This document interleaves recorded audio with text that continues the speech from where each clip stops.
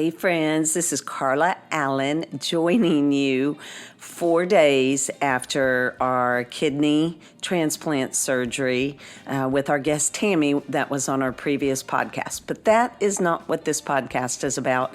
But trust me, there will be a follow-up podcast soon. But today's podcast is all about comparison is the thief of joy. And this is a conversation I had with my dear friend, Carrie Farris, who has Chatterbox Radio podcast. And she gave me permission to share this on here because I think it's such a topic that is so important and that every woman should be having with themselves or with a friend also. So I'm inviting you to join a real, vulnerable discussion between myself, Carrie, and our good friend April Larson, who is a top industry esthetician and just amazing woman in every way. And she's been a friend of Carrie and I for several years now. But we broke down things like, am I enough? Do you struggle with aging and being relevant? Do you feel like you're just a throwaway as you age, like you don't matter anymore?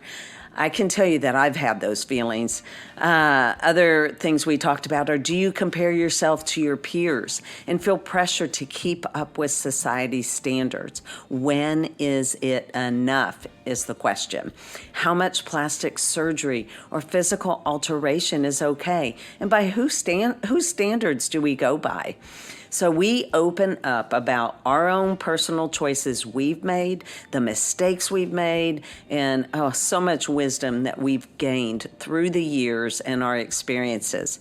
So I'm inviting you to join this discussion and let's help be the change on how women see themselves because you are enough. I hope you enjoy this. Botox, fillers, boobs. When is it enough? Hi, friends. Hi. How are you doing? Hi. Welcome back, April Larson and Carla Allen. I have had them both on my podcast separately, and today we've come together, and the topic is so perfect. And it happened with just a conversation with April and I. But before we get into that, I would love for Carla to introduce yourself and your background, and same with April. Because we've recorded before, but we just let it roll. And I'm sure people are like, who is, what does she do? How do I find her?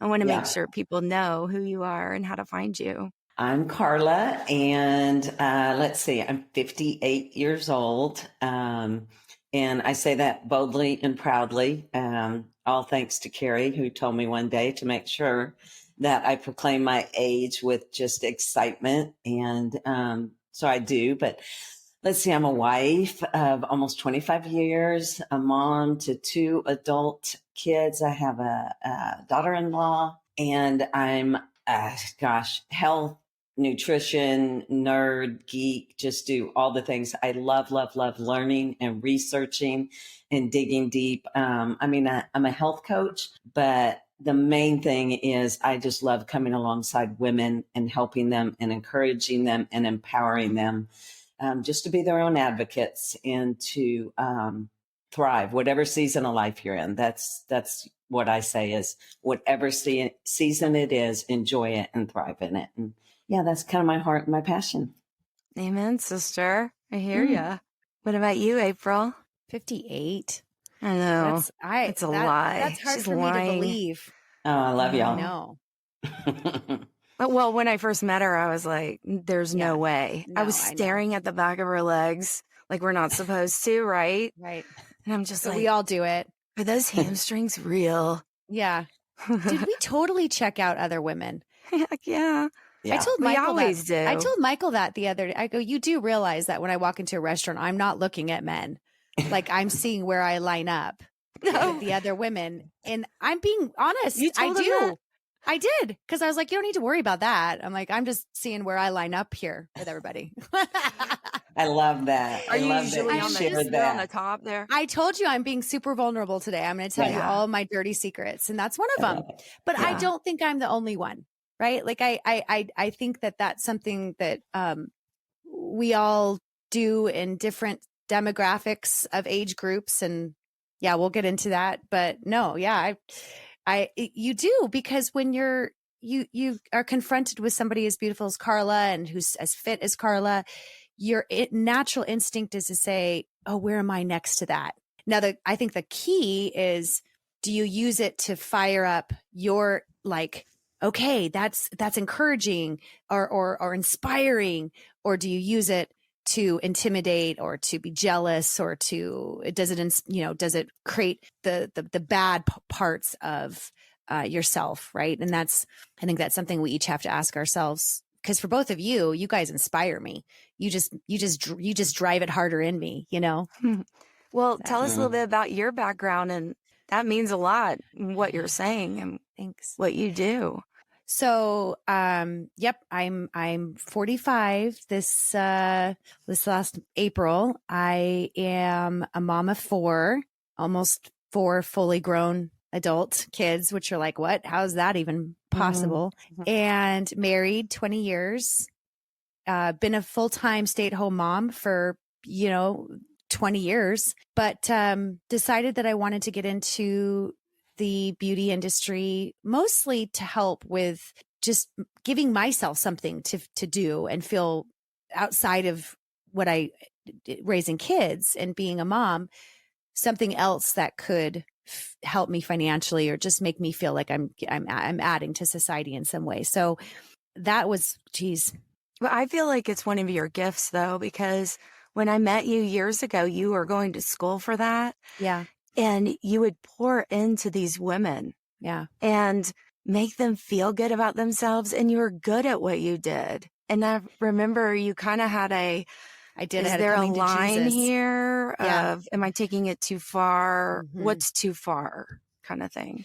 Yeah, probably about, let's see. Yeah, 8-9 years ago, I sat with the Lord and just felt so heavy on my heart. Am I in an industry that is so corrupt and just vanity, self-focused, this Hellenistic, myopic type mindset, and I'm involved in it and I'm encouraging it. And right.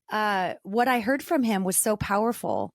And it was basically that, what other opportunity could you have to get so close and intimate with another person, put your hands on them, love on them, and pray over them. And I just remember walking away from that and being changed in my mindset of my approach, that it wasn't just going to be about beauty or skincare, but it was going to be about the person. And I think that's why I have returning clients, because I honestly think it's more than just a facial. I think that they're coming for therapy and they're coming to just release something. And you both know the power of touch. And when we become intimate like that with other people, there's power behind that. And so I don't take it for granted. And I try to be really careful with what I'm infusing into people, or the energy that they're putting back in me or I'm putting in them, that kind of thing. So yeah, it definitely changed. It changed for me at that point. And then I felt good about it. And so I love it. Like Carla, I love pouring into women. I love encouraging them. I love helping them to see how beautiful they are and how much they have to offer. And it's definitely a passion of mine too. And I know it's a passion of yours too, Carrie, for sure. Yeah. So where do you think the 8-9 years have brought, like, where are you at today with all of it? What are your thoughts? Like, how are you feeling about the beauty industry, and you and Carla? And also I thought, I bet some women were wondering about Carla's surgery and being like, oh my God, you're going to have a scar. Oh my gosh, you're going to have a scar. How are you going to deal with that scar? You know, I mean, really. Have you thought about that? Oh, I could care less. I mean, who cares? Right. I'm so beyond that. At 58 years old, I could care less about a scar. That it will be my battle scar. It'll be what I can tell people the story about if they see it, you know. I mean, it's but yeah, that is like the least of my concerns. So, and Carla, sorry, Carrie, real quick, I would ask you a question about that. So when you said at 58, I could care less. So when did that shift happen for you, or has it always been that way? Have you always felt I could care less? Oh, I wish. I wish I'd always felt that. Yeah, when No, is that going to even, happen for me? yeah, it's, even as you were talking in the intro and talking about sizing people up when you go in a restaurant, wherever it may be. And you use me as an example. I'm like, I am the one over there. I mean, especially as you start getting to this age and you do go places and so many people are younger and beautiful and not a wrinkle and all the things. And then there you are, the one that is obviously a little more well aged. And it's hard. I mean, it takes a conscious effort in talking to myself and praying, just, Lord, let me be confident in how I look, who I am. And I mean, it's a constant. It's never something that just flows super simple. It's something I have to work on. And because forever I was the least confident person in the room, no matter. I mean, people are surprised when I tell them that from back in, my younger days, 20s or whatnot. I came across confident, but inside there was zero confidence. It was all beating myself up. And so now at 58, a little scar at my belly button, I mean, it'll get lost in a wrinkle or something. So Yeah. I don't know. That part I just let go of. Right. Because that's not the big picture. But Yeah. sometimes we get focused, not you, because you've made the decision, but others like, how could I do that to my body? Or how could I do that? That's such a sacrifice, what you're doing. And I so admire you for that. Yeah. It's amazing. Well, thank you. And if your listeners don't know what we're talking about, they're like, what she did? She get a tummy tuck? Right. You want to tell them? Now, while they're there, that would be amazing if they just, tucked up a little bit, but Yeah. Just briefly, because I don't want it to be about that. But yes, I am donating a kidney and they go in laparoscopically through my belly button. So it will not even be In 7 anything days. major. You're doing this in 7 days. Yes, June 7th. And all the things 6 that days. you've had to, Mhm. yeah. I mean, all Yeah. the things That's that right. you've had to go through to prepare for that. It's amazing. And I'm ready. It's And amazing, Carla has a amazing. podcast and she is just starting her podcast. And Your Age is Not Your Cage, Carla Yes. Allen. And Yes. the tagline is Your Age is Not Your Cage. And she just interviewed her friend Tammy. And so you got to check that out. She's going to get that rolling pretty soon. So that's cool. So Carla, what's the idea behind Age is Not Your Cage? Is it more about the fitness part of that? Is it about the beauty part? Is it a combination? Is it a mindset? Is it all the above? I think it's all encompassing, but I think the main thing is it is more mindset than anything, because that's what holds everyone back. When you say your age is not your cage, that can mean, someone that's 18 years old that limits themselves in maybe speaking out boldly about something because they feel like they're too young, their voice doesn't matter. So they let their age cage them in. And then the same as you get older, it's just like this mindset of getting into that, oh, I'm getting older. Yeah, this is supposed to hurt, or whatever it may be. It's we just put this cage around ourselves and lock it in around a number. And just like 58 is a number. Most days I do not feel 58. And it's weird because I have friends that are in their 30s. And when I'm with them, I feel like I'm their age. And then it's like, a light bulb goes off. No, you're not. You could be their mother, close to grandmother. I don't know. So it is. To me, it's more mindset. Really has nothing to do with beauty or fitness. It all goes under the umbrella of that. But it's your mindset and what you do with that at any age. Yeah. I thought it was good what you just mentioned about when you were 20 and how you struggled. And I know for me, I've often thought, on my journey from teenage years to now 45, that it's always that it's I look back and I think I was struggling with things.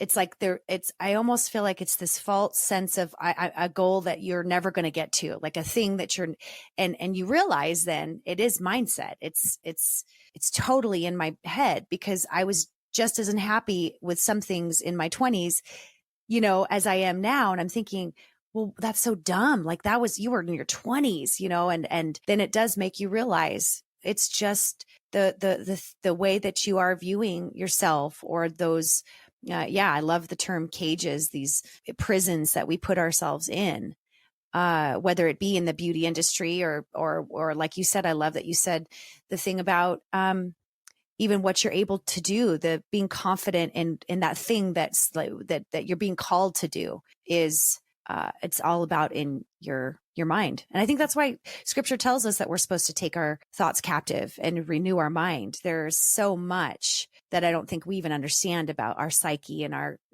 what we ourselves are able to do through thought. I remember years ago, it was actually our friend Christy that recommended this woman. She's a brain scientist, and she's a Christian, and her name is Dr. Carolyn Leaf. And she does a really cool brain detox type thing. You could do a 30-day program. And anyhow, she was explaining what thoughts do in the brain, what they literally look like in the brain. And it looks like a broccoli. And she showed when a thought is given more than, X amount of attention, it shows what it does in the brain. And those roots of the thought grow deeper into our brains, basically. And then they stick in there, and she said, so one of the best ways is just immediately, removing those thoughts or switching the thought to something else, even if you don't believe in it, because when you say it and you think on it, continuously, then it becomes truth to you. And then that's right. What takes root. Mm-hmm. So good. It was so good. And also to that is our brain doesn't know the difference between the truth and the lies we're telling it. Mm-hmm. So if we're constantly speaking and pouring negativity, that's what it begins to believe. And it's the same, when we're speaking life into ourselves and positive and constant confidence, and same thing, our brain will do whatever we help it do. And that's right. That's been a big thing for me to understand. And also with age comes wisdom, and you just start caring less about all those silly little things that just bogged you down 20s, 30s, even 40s. I mean, we keep learning as we go. And that is one thing and that's why everybody says, oh, I wouldn't go back and be 20 again unless I know what I know now, Right. And right. I mean, so much wisdom has come with it where you just start going, I don't care. I don't care what they think about me. I don't care about this, that. And it feels so good. So it leads into a great question I have, because so I'm 45, you're 58, Carrie, you're 52, 51? I will be 52 in 2 weeks. Woo. I got to write that down. That down. So it's kind of fun because we have 40s represented, 50s represented. Like it's cool. But one of the things I wanted to ask was, so I feel like and Carrie, this was something you and I sort of talked a little bit about. I find myself, and here's the vulnerability part, like spending an insane amount of my day thinking about and obsessing about beauty, looks, diet, exercise. Mm-hmm. And I want to always encourage myself to move away from it. But I also wonder, so part of it is because I'm losing it. Like I know I'm losing it because I can see it every day. I wake up in the mirror. And so there's this weird place I'm in where I feel still like I'm supposed to be relevant and I'm not supposed to be invisible yet. And there's women my age who are getting mini facelifts and then they look like they're 35. And being in the industry that I'm in, I see it all around me. Mm-hmm. And I'm constantly, like monitoring where I fall in that world. And so then that's these obsessive thoughts. And then it's how far do I go? Do I get the mini facelift? And I'll be really honest with you guys. Like, again, I'm just being super transparent. I've had surgery. I've breast implants. I've had liposuction. I've done lots of stuff to myself. And I can tell you with 100% certainty, it's never enough. It's never enough. Like I find the next thing that bothers me. And then it's like, okay, do I do that now? So I guess my question, there was supposed to be a question, is do you feel like it does start to become less important? And is that because of just wisdom and aging? Or do you think it's because of you changing your mindset and you taking those thoughts captive and you convincing yourself or talking yourself down off that, that building, so to speak? Well, first of all, I will just say what an amazing conversation, because how many women probably want to say what you're saying? They want to share about this and speak this out. And I absolutely love it because, again, it's places where so many of us have been. And, so we're being vulnerable and honest. And I mean, I've done nothing to myself ever except a little facial scrub or something. But because for me, and that is not a, ooh, look at me, toot my horn, because sometimes when I say it, I feel like people are going, girl, you should do something about those lines. And, you should do this and do that. And it's not to toot my horn. It's to say, because I was one of those that was always afraid it wouldn't be enough and that I would want to keep doing more and more and more. And also, could I afford to keep doing more as we got down the road, because it does get so costly, but also it was also fear of, oh my gosh, I will be the one that one eyebrow goes one way, the other goes the other way. I'll be the one that the crazy things That's why I'm not doing it. Yeah. I mean, the crazy things would happen to, and I also started getting into, what if I went and did something like this, whether it be implants or lipo or tummy tuck, and I died on the table for what? Yeah. And so that's where I went most of the time with mine. It wasn't for lack of not wanting to do it, because trust me, I mean, I'll stand in front of the mirror and, pull things back and pull the neck back and do all the things and imagine what it would look like to be like that again. And then I find myself just going, let that go. It does not matter. Your wrinkles, your lines, they show you laugh a lot, you smile, but it still does not mean it's always easy when you look in the mirror and you're putting on that makeup and it's not going on like it used to, and it's fallen in the creases, and it's whatever it may be. It is a constant reminding yourself and changing your mindset and loving who God made you to be as you're aging. And I'll say one more thing on it is that I've always wanted to try and reflect. And it's again where the age is not your cage comes in. If I'm reflecting this of your age is not your cage and embrace aging, embrace your age, but yet I'm out doing all this surgery and doing all these things. What am I telling people? Embrace your age. However, go do all these things. And I want my daughter and young girls coming up behind me in such a time, this age where they're so pressed to do everything so early, of knowing it's okay. You do not have to succumb to all that. You can just be you and do what feels right for you. And again, that's zero judgment against anyone else and what they decide to do, but that's what was right for me. And it's, I feel like I'd be going against everything that I'm saying if I was out there, doing that. Yeah. Well, I would be a hypocrite to say, don't do it and you shouldn't do it, because I have done my own things. I breastfed 5 children. Do the math on that. And I had that done for myself, for physically, to make myself feel better, because things didn't fit right. I didn't like how I felt. And so I did that for me. There were other things like Botox or fillers that I've done in the past where I've said I've done it for me, but I'm not. I really am doing it to look like my friends, and people think that I'm prettier or younger or whatever. And so I took a break from that. This is funny because last January, April and I were going to or February, one of the two, I had got paid on one of my voice accounts because I was like, I can't do that. Now we're going to do video. I just want to do a little bit of here on these lines. I want to do a little, right here. And it's no big deal. And I have the money. And I felt the Lord, like, I just felt like, don't do it. And I was like, well, who's that saying that? Is that my other alter ego, Tina? Hey, Tina, shut up. I'm doing this. I go and do this. April and I are going to record the very next day. And that's when I realized there is something called a fish hook. I don't know what this girl did to my face. And I didn't even know what she was doing. I didn't know how much. I just said a little.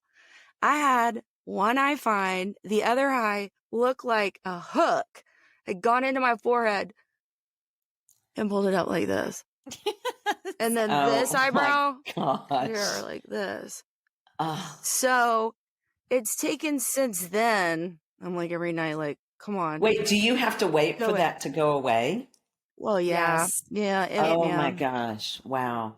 So that was fun. It's not like a filler I think fillers you can dissolve, but Botox, you just got to wait. Ride it on out. Now, yes. I don't know what they can do now, but I was never going back there again, and I wasn't going to do that again. And I learned my lesson big time. And over the years, I feel like it's awareness. Number one is just being aware of your life and your thoughts. If you are aware for 1 second and go, what did I just think about? What am I thinking about for 5 minutes?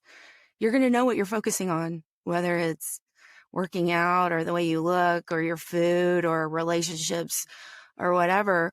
Because in the mornings I was stuck. Every morning I'd wake up and think about money or the problems or my jobs, like all the time. And it was obsessive. And then when I was like, what am I doing? And that sent me down a really, dark path, being aware and then switching it and start saying all those things of, everything's going to be okay. I'm safe in this moment. I can pay my bills. I can do this. Positive, because exactly what you were just saying, it gets stuck in your subconscious and it believes it's truth. And then you start acting as that is truth when it's not. You keep telling yourself you're ugly. You're going to believe you're ugly and you're going to act out all these things because of that one thought. But if we can stop the thought, like you said at the very beginning, take that thought captive and just deny it. Say, I'm not going to think that. And even if you have to say, I'm pretty or I'm secure or I'm happy, and you're not, saying it and keep saying it, praying and all the things, but do it for yourself because it's going to change. It's going to switch. And so now when I wake up, I've noticed I'm not thinking about that anymore. And I was like, it really does work. That's awesome. We have to choose. Yeah, that's awesome. I think I was talking to my sister-in-law about this as well a couple weeks ago. And she really believes that it's a generational curse for me.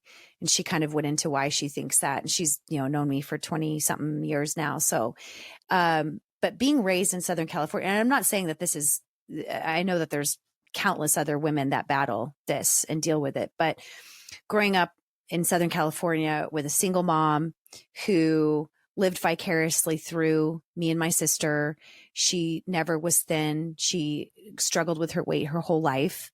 She got me into modeling. She was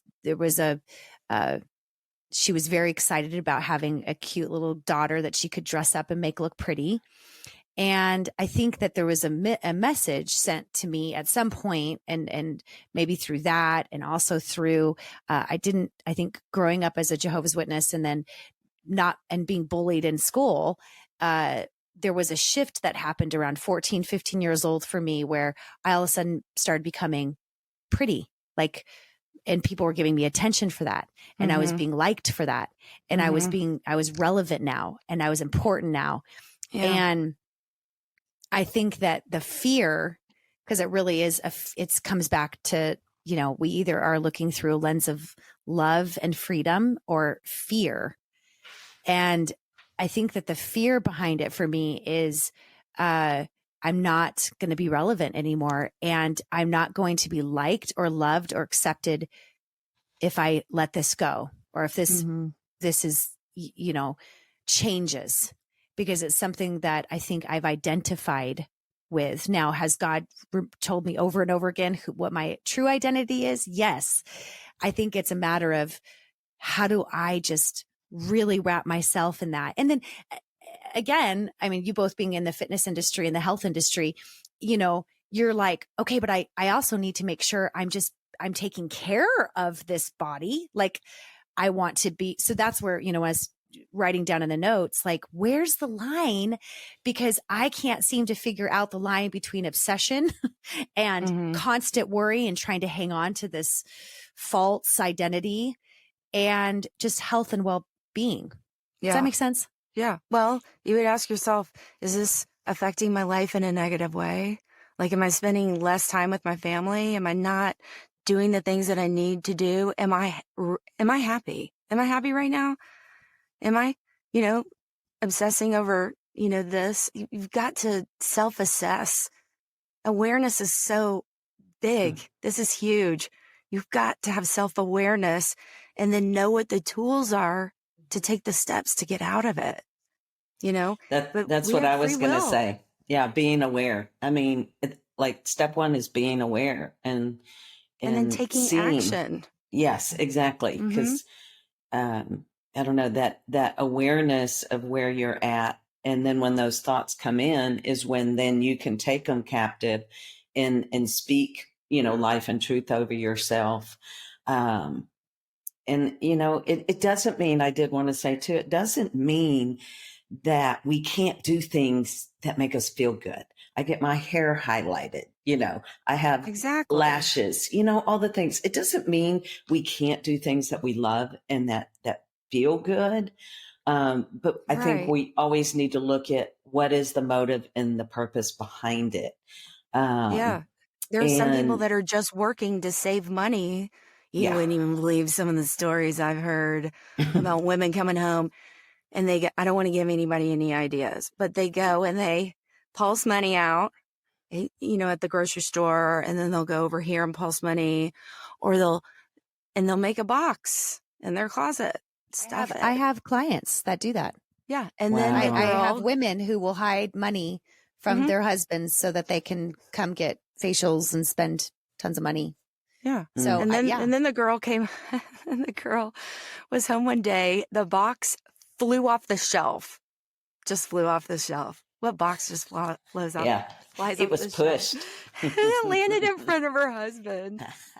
Oh, man. And he was like, what was that? What is this? And she told him. And of course he was, pretty mad about it. But the lessons we learned, that we will go to great extremities to fulfill this need. Like, whether it's money or it's time or hiding it. I hid it from my husband years and years ago. And it's silly. Like, what? Yeah. That was going to feed my ego to make me feel a little bit prettier so I can act hotter. I mean, he doesn't even know when he sees me. So am I doing it for him? I'm not doing it for him because he can't even tell. Yeah. No, they don't care. they love us. And that's what I'm talking about with the whole, I think it's more about, it's not about getting the attention of men. I think it's more about staying relevant within the demographic of other women that are our ages, or what that's culture is saying you should stay on. I mean, for Pete's sake, Kim Kardashian is around my age. Yeah. I mean, it's like, and of course that message to me is you should look as good or as young as Kim Kardashian looks. Yeah. And it's like, is it ever going to be enough for her? And have you seen what they can do with all the Photoshop? I mean, it's insane. Right. We think all these people look that way, and they don't. And I love that you keep talking about being relevant, because I think that's so much of it. And we want to be relevant to all those women around us. And as you get older, you are it's like our society says you're not relevant. What you say anymore is not relevant. I think there is that thing of being invisible, and how beautiful if we can step out and show that we are relevant, we're not invisible. And it's because we are confident that we have an awareness that we have Christ in us, and we're not going to allow the world and the culture and what everybody's doing to form and shape who we are. And, I think the more and more that we can do that, we can step out, we can be bold and say, we're not going to put up with everything. We become more relevant, but really it doesn't matter if anyone else thinks we're relevant. It matters what I think. Seeking other people's approval and not God's. Exactly. Which is, the whole world. And I want to touch on what y'all said about your husbands, and because I think that's an important piece of it too, because if it weren't for my husband, he is the one that builds me up continually. He still thinks I am the hottest thing in the world. And he's known me since I was 21 years old. So he's seen me, walk through a lot, and he is constantly building me up and talking about it. And when you listen to that enough and receive it enough, where there was a time I might not have so much, but at this age, it's even more so. I hear it because I truly hear it from him, and I see it. And he doesn't see another woman in the world but me. And so I want to see that, I want to see that same thing. And I know not everybody is fortunate enough to have that in their lives, but it doesn't have to be someone else. It can be yourself. You can see yourself like that. And I tell myself, I'm not trying to be somebody else. I want to be the best that I can be. Yeah. And I know my eyelids are drooping every day that I get older, and that's going to happen. But if I can just feel the best that day, and it's all about your mindset. Yeah. Your mental health is so important. If your mental health is set right, all this other stuff is going to come right into line. And when I say mental, I'm talking mental, spiritual, inside who you are, who God made you to truly be. You are not an accident. There's a reason why your feet are stuck on a ball floating in space right now. And it's not just to be here and sit. You have something and to look do. Good. And look good. You have something to do. Yeah. But if we're distracted and we're constantly comparing ourselves to the next girl right next to us, or what they're doing and what I'm doing, how many hours have we done that? How many hours have we wasted? And I think at our age, what is also happening is we're realizing, this we do really have one life. This thing does not go on forever. What are you going to do about it?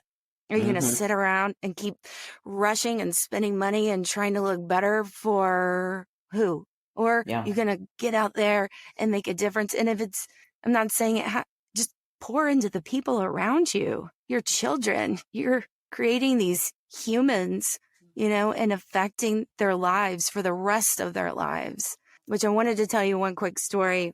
We were talking about it before.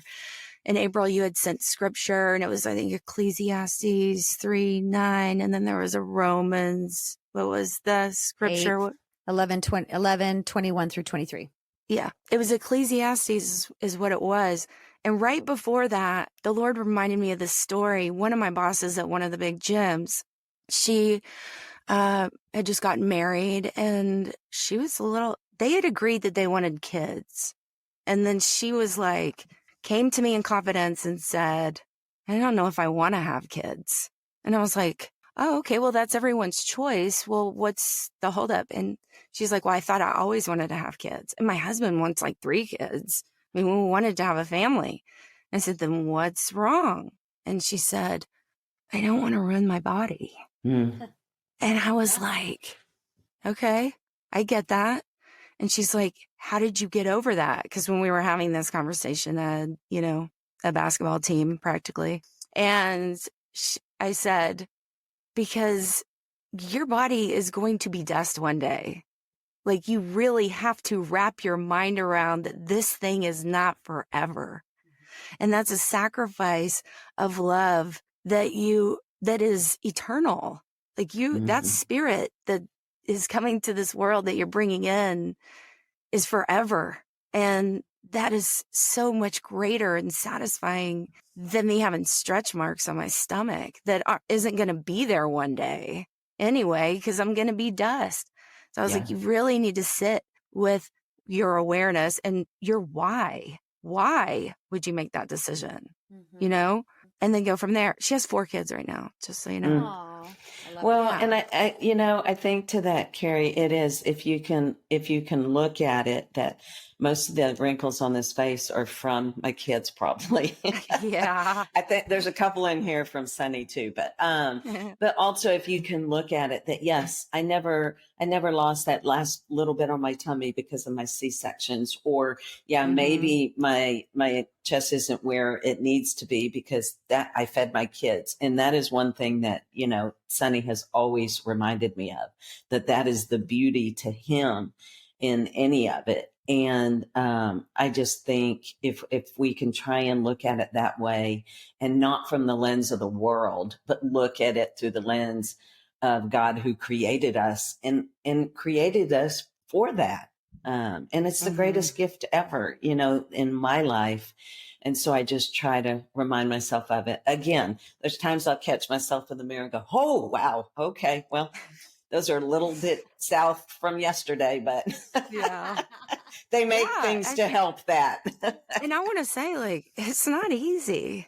It's not. It is No. dealing with that ego. I mean, if you haven't dealt with it yet, there'll be a day. Yeah.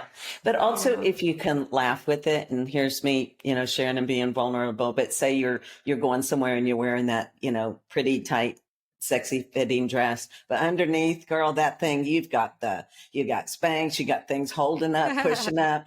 And it's like, I love it when I do that. And then before I put the dress on, I show Sunny, I'm like, that's what you can think about all night. And it's like everything. It's not what you want to see. Yeah. It's all the hidden secrets you got going on in there. Yeah. Exactly. Anyway. What about you, April? You were it was such good stuff, by the way. And you both are such huge powerhouse wisdom. I knew that I was going to be super vulnerable, and I think that God wants me to be, and wants me to be transparent. And so I have there's no remorse or feelings of like, oh, I can't believe I just shared that.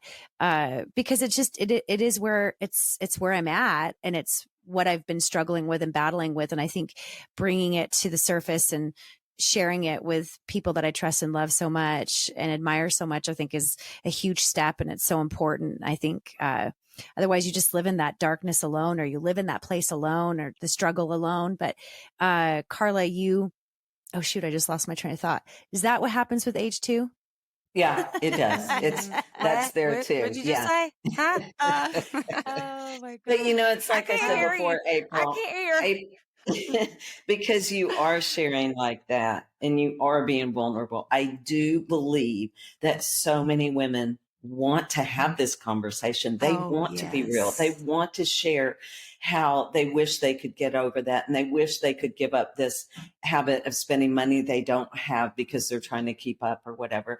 I believe full-heartedly that women want to have these conversations. They're just afraid to.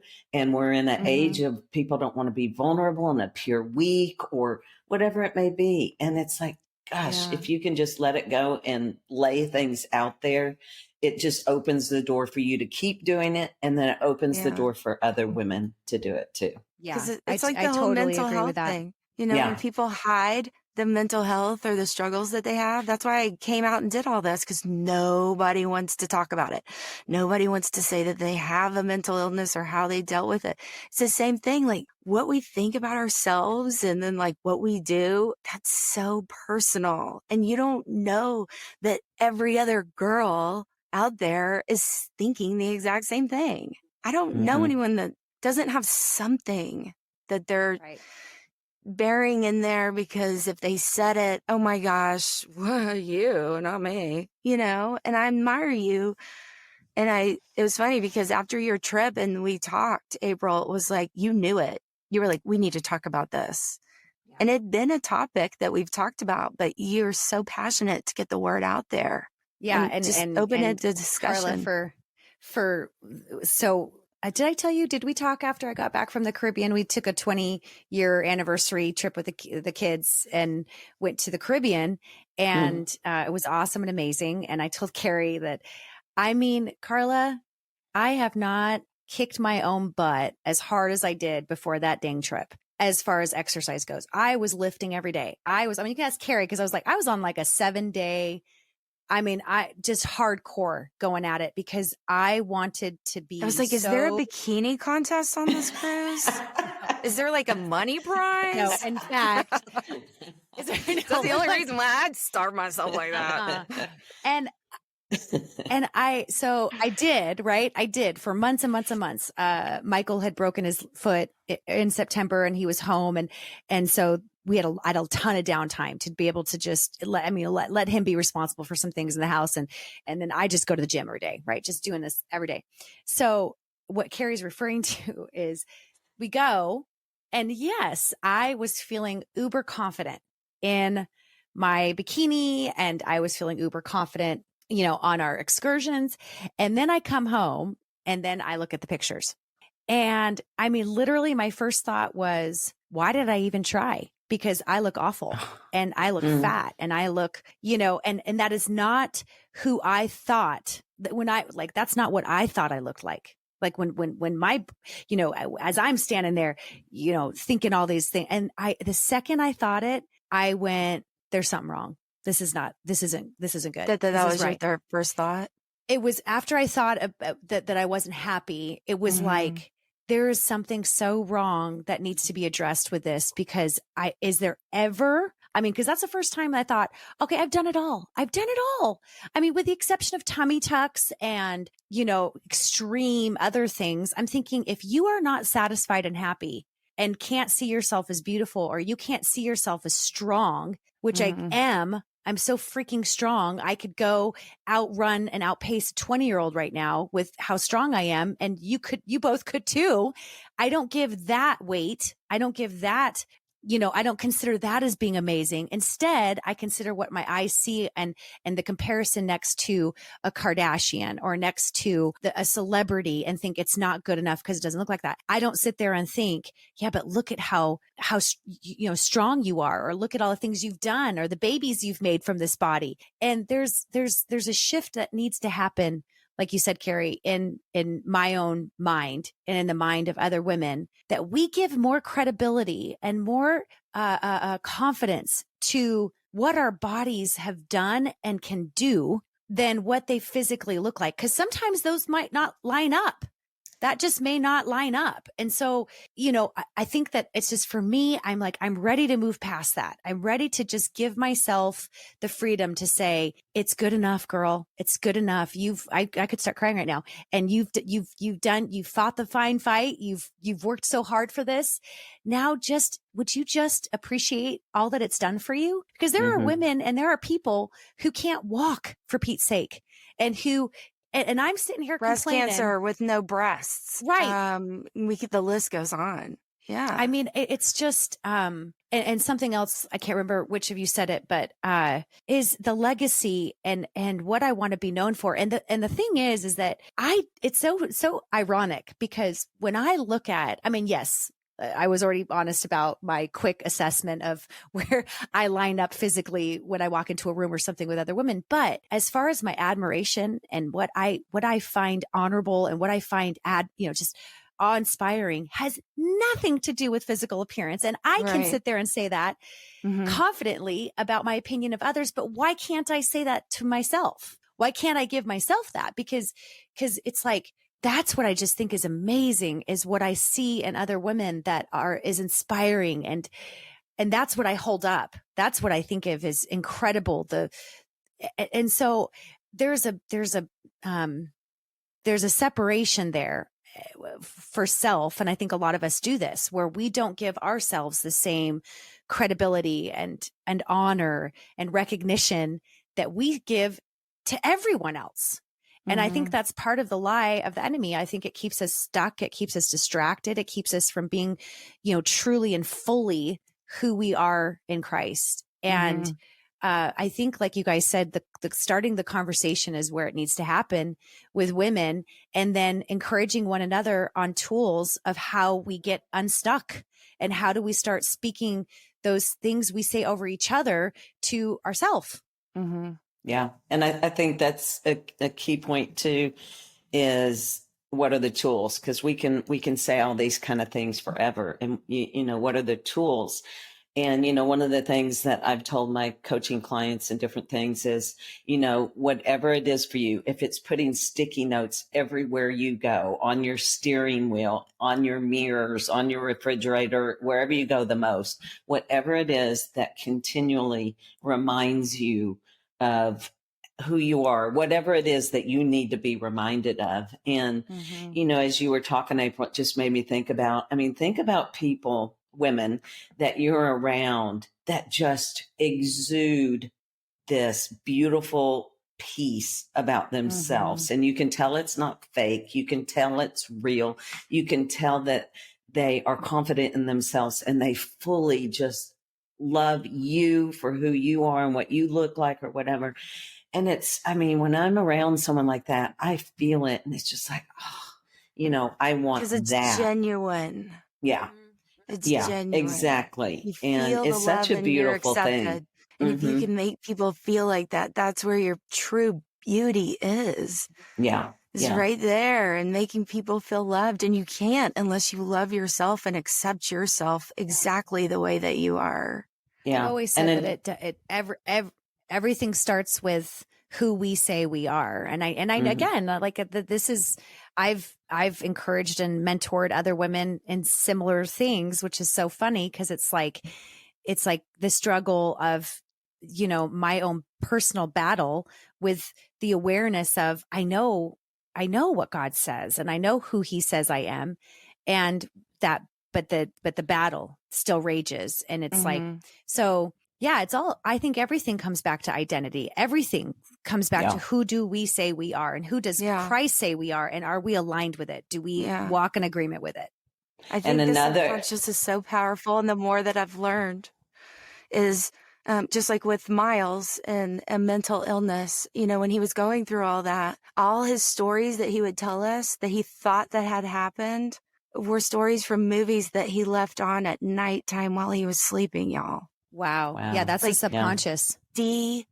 Yeah. He was like, well, what about this and this and this that happened? I remember I was there. And I was like, yeah, that was in that movie. He was notorious about leaving his music on, his TV on, and all this is just discovery over experience and how those things are planted in your mind while you're sleeping. They're actually audio that you can get and play. It's positive talking and it speaks like ASMR and real soft in music, and it just speaks that. So while you're sleeping, you can hear it. You can do it with scripture, anything. It's about ask yourself, what are you watching on TV? What are you listening to in the music? Oh, I just like the beats. Yeah, but when they're, you know, saying some really terrible things, your subconscious is absorbing those words, whether you like the music or not. So you've got to assess. And what are you looking at? Magazines, TikTok, Snapchat, all these kids. Compare. So my mission isn't to just help others through a podcast and have them become more self-aware.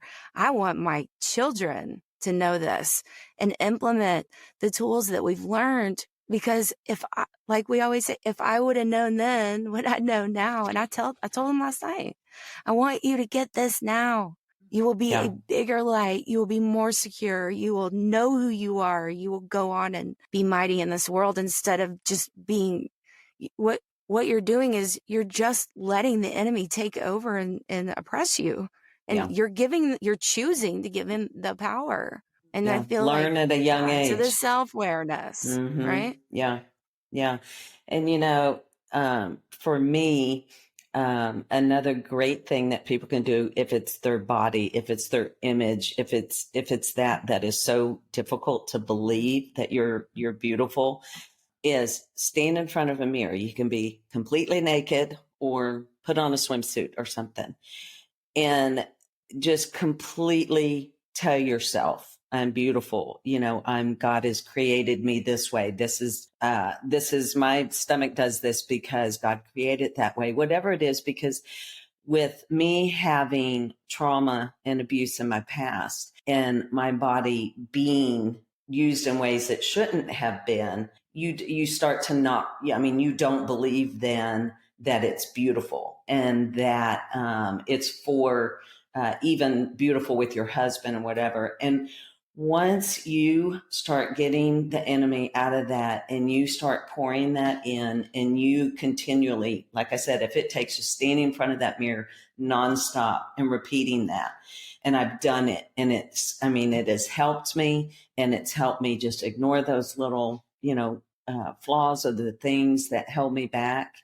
It's just another way to fight back. And it's another way to take thoughts captive. And also the thing that I've hung on to so deeply is we have to fight with spiritual weapons. And that's with the word, and that's with, all the things, shoes of peace, all the things that get us in a place. And it's fighting with those weapons, not the worldly weapons. And just fighting back and letting the enemy know that he has no place in your body, in your home, in your family, and that it is time for him to go. That's good. Yeah. And I was just going to piggyback off that really quick. The other day I did something kind of similar. Is I stood in front of the mirror and I thanked God for every piece of me. Like I started from my head and I went down, thank you for, this face you've given me and this beautiful hair. And I could tell, like, as I was going through that, and by the time I got to the end, I could feel a physical difference. I could feel a difference in just my countenance, my attitude. So, I think that's huge. Even if, and I'll tell my kids this in other ways, is even if you don't believe it, there's a saying that goes, right feelings follow right actions.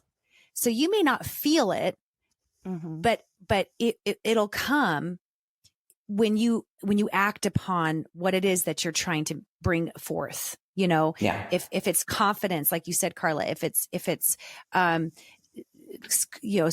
quenching the lies, it's okay if it's not I hate this term today, but like, it's okay if it's currently not your truth. That's okay. Like, we can still walk in what we want to be our truth, even if it's currently not the truth. And so, I thought that was so good. And then I also just wanted to comment too on the kids thing. I will say this, that whether good or bad, we'll see the outcome of this, but I have been 100% honest with my girls. And I've told them everything. I've told them what I've done. I've told them how it's made me feel. I've told them my regrets. I've told them why.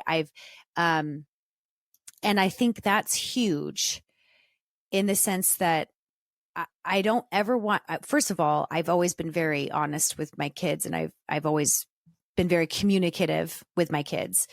And because I want them to see that I'm human, I'm imperfect. I've apologized profusely over and over to them for mistakes I've made, things I've done. I never want them to think that I'm superior or have some sort of demigod mentality over them, that I just nothing wrong happens, or I don't have emotion or whatever. But what's been really great about it is that it's opened up the opportunity for my girls to see, when you do go down this path, like, here is what can most likely will come. And it's that it's never enough, at least in me. And I've shared that with them. That's and truth I've said, with everything, I think. Yeah. Exercise, dieting, food. I mean, I've got down to the weight that I wanted to 5 times after I had my kid. Was it enough? It's never going to make me happy. It's never going to be enough. Right. I can fit back in my jeans. And that's when I was like, it doesn't matter. It no, doesn't.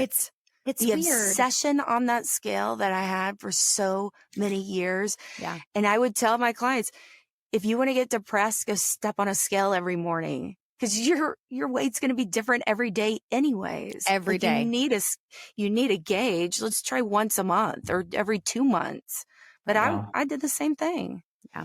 Yeah. Well, sorry, go ahead, Carla. Before we leave that, because I lost this thought a couple times when you had brought up, like, I'm trying to remember what you said, but how do we not focus on that how do we know when we're doing too much with fitness, nutrition, whatever it may be? And I think it's also when the shift begins to happen when we are doing it more for literally our health. We want to do the best things for our health as we get older. We want to do the best things for our body. Say, fitness training, whatever it may be, say lifting weights. I want to do that because I will strengthen my bones and my muscles. And if I fall, then I'm better protected in that. And then nutrition wise, is this serving my body well? Are these things that are going to help me as I go along to, potentially stay away from things like diabetes and whatever it may be? I think it's when we go more toward how can it help our long-term health versus how can I get the best biceps? And not that it's wrong to want, nice shapely biceps. That's okay too. But when it becomes the focus and the obsession over just, when I'm out walking, because we all know I love to walk, and I'll be out there going, Lord, thank you that I can walk, that someone else cannot walk today, that I am out here walking. Thank you for my health in that way. And I think if we can turn it to those kind of things too, the focus starts to come off of, okay, so I do have a little roll around the middle or whatever. So, okay, that's all right. Mm-hmm. That's good. That's super good. Off of both those things. So something that Christy and I have been talking a lot about is, I think it comes from a Hebrew word, or a Hebrew translation of a word that I'm not going to remember, but it's translated as beast, a beast mentality, and that we are not created to be beasts. And she and I have talked a lot about what that means. And one of the things I was listening to in a podcast was that, not knowing when to stop, not like this, like cancer doesn't know when to stop. And that the beast in us is this, sorry, my ear, that the beast in us, is that same thing. There's nothing that will satiate it. It just won't stop.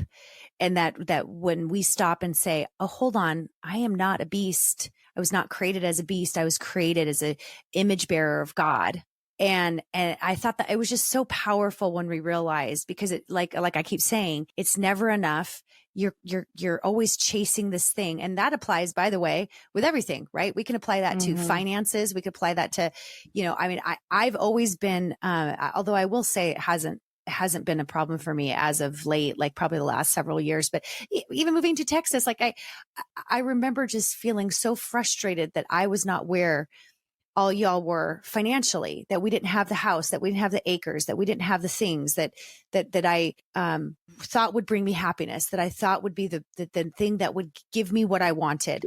And I think that is that beast nature that we can either obey and listen to, but then we're going to constantly feel frustrated, because once we get there, and I've heard this from so many different celebrities that have reached the top, and then they're like, the top is kind of lame. Like what's next? Well, I need something more. That was why Tom Brady went back into playing, because he had won all of it, and then he was like, and then it was done, and he's like, well, I don't want to be done. It wasn't enough.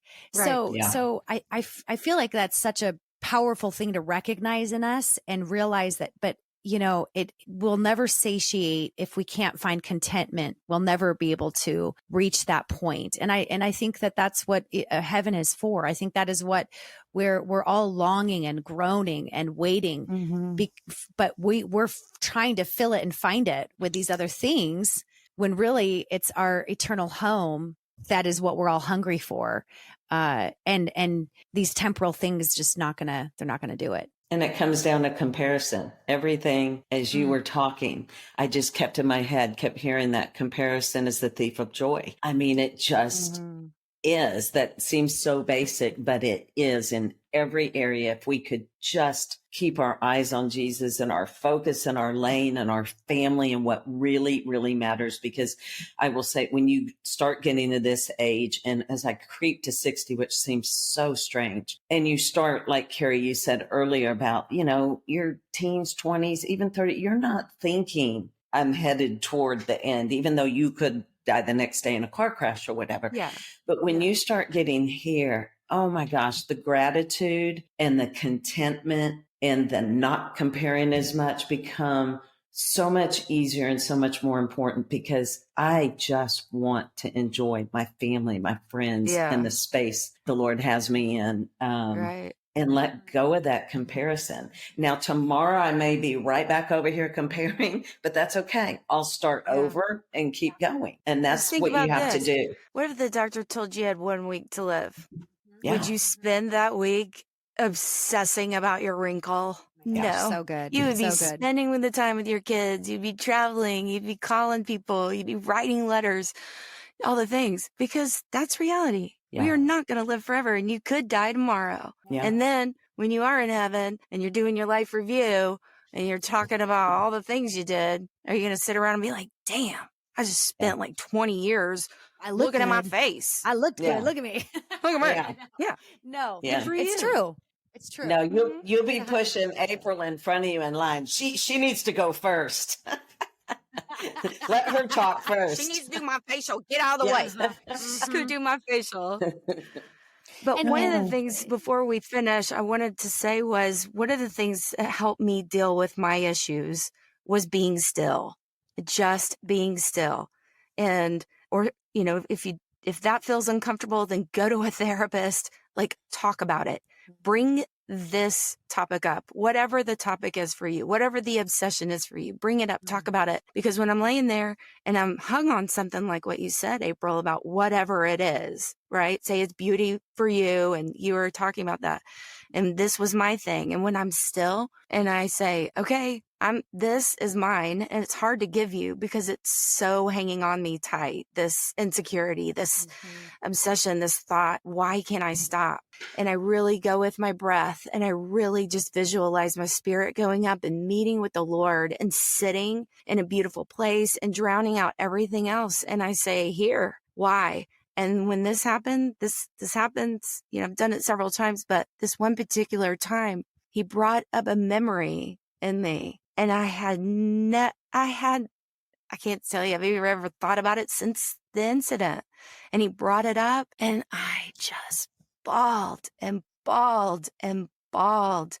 I kid you not. I was free from that obsessive thought, that insecurity just went away. And I realized I needed to deal with that. I needed to deal with the pain that was there that I didn't even know about. God needed to let me feel it and let it pass through me. And now it's gone. And so sometimes it's something that's happened to you, or over and over that's happened to you, that you've accepted and believed about yourself. That's such a lie, that no one's going to solve it except if you go and just be still with the Lord. It will be miraculous of what you can discover about yourself and release. Yeah. My last thing that I would like to add that I thought about too is also, if it helps and you have that person in your life, that friend, that can help hold you accountable, that you can honestly and vulnerably share, man, I'm really struggling today. I was at the gym and this is what was going through my mind. And I would love to have you just pray with me and pray for me and help hold me accountable to this and ask me about it. You know, I think that's such a beautiful thing too. If we have people we can invite in, I mean, again, it goes back to how beautiful would it be is if as women, we just invited others in into that vulnerability and we walked it out together, you know? Yeah. That's good. That's really good. Yeah. And I was just going to say, when you were talking, Carrie, about being still with the Lord, I think another tool, like what you're saying too, Carla, is having community, having the right community, the right people, the right women, I think is key. And even just talking to you two today like this and being real and being vulnerable with it, it's a release, and it is sort of like this, okay, that's out there, and it's so helpful, I think, in growth and in the pruning process and the refining process. So yeah, thank you to both of you for such great advice and tools. And yeah, I will say that I'm past the age where I care about being right or needing to feel like my like a what's the right words? Where you're just like, oh, I look stupid or whatever. I'm like, I don't care anymore about looking stupid. Like it is what it is. I feel like being just honest with myself and with other people, I think is a more endearing quality. People want that. That's what they're You just looking laugh for. at yourself, Yes. just, You said that earlier. just laugh at yourself. Dance goofy if you want to dance goofy. It doesn't matter. And I wanted to mention that book because I've talked about it before at the monthly women's group I do, but because it had such an impact on me, but it's called Find Your People with Jenny Allen. And April, as you were talking about, and Carrie chimed in too on it, you don't just open up to anybody. Not everybody is meant to be in your safe circle.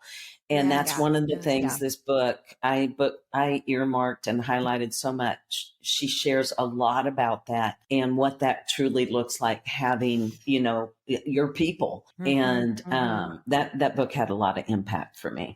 Important thing that I need to say about that is please pick, if there's people in your life that are acting that way and feeding that insecurity of yours, it's okay to let them go. Because ironically, there's not. There's not. If anything, I have the opposite problem. I've told you this, Carrie, that I have the opposite problem of finding community and people here.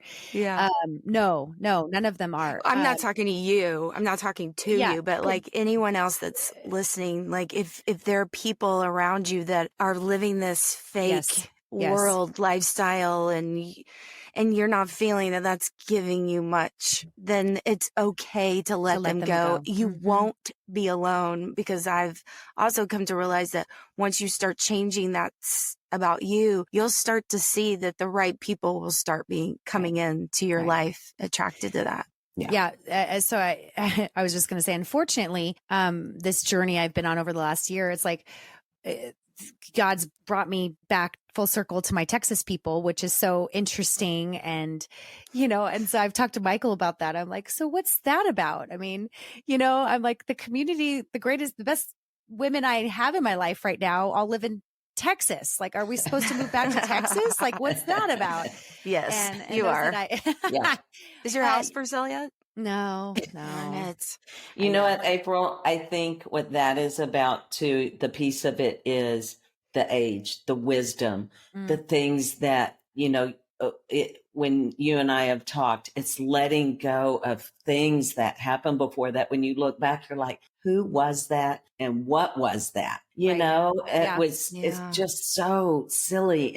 And so I think it's just growth, and it's just growth in the Lord. And it's just realizing again, what is important and what's not. And I think for you, and I'm not speaking for you, it's kind of my own journey too, is God is leading me to the people that he wants in my life. And that's regardless how I think Carrie and I reconnected again too, And I love that, Carla. And that's, I couldn't agree with you more. And that's what I've come to the conclusion of too, is that because there's outside of just this topic, and there's so many things that God's been doing in me in the last 3-4 years, that I think is evident. He's bringing certain like-minded people, Carrie, Christy Bohart, yourself now, which was one of the coolest things that's probably happened to me this year, is having you be brought back into my life. And I don't think it has to do with location. I think that's the other thing, is like, we don't have to sit here. And what a beautiful thing that we have today is the ability to have relationship and conversation like this, spanning thousands of miles, but we can have this kind of connection and be able to have see each other face to face and all that. So it's so cool. Agreed. It's so cool. It so I is. love It it. is. And then maybe it's because I do have history with you guys from Texas. So maybe the goal would be, okay, you reconnect in these similar ways with these women, and then maybe God will bring more of these kinds of women to you, there within your community. I've let go of having any expectation. I'm trying really hard to just learn the contentment of where I'm at right now, and then asking God who he wants to be for me in this season, and try to, key into that and walk in that and be okay in that uncomfortability, whatever that is, not over analyze it or try to put too much expectation on it, Yeah. or find the answer. So anyway, this is really good. Thank you, Thank you Carrie. so much for coming and being with us today. And we're definitely having both of you back again because this is too good. And we're going to pick another topic and get after it. What's So good? y'all have Awesome. an Thank you. awesome Love day. you. Love you. Bye.